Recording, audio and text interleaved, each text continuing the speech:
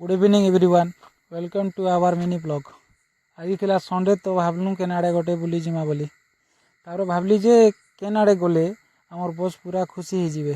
तार बाहर गलु ससुर घर के तार पहुँची गला भेट हेले तांकर अजा आउ दीदी सांगे। तार देखली जे मोर ससुर धान बुरा रे पुरई करी एकला भीतर के नौथिले। तार मुई टिके हेल्प करदेली।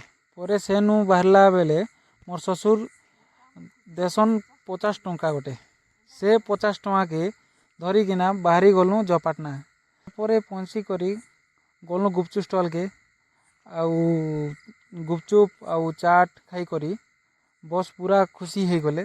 तापरे बस के आउ टिके खुश करवा लगी पलि आसू तांकर फेवरेट भेज फास्ट फूड के हेनु खाइले कटलेट आउ मंचूरियन।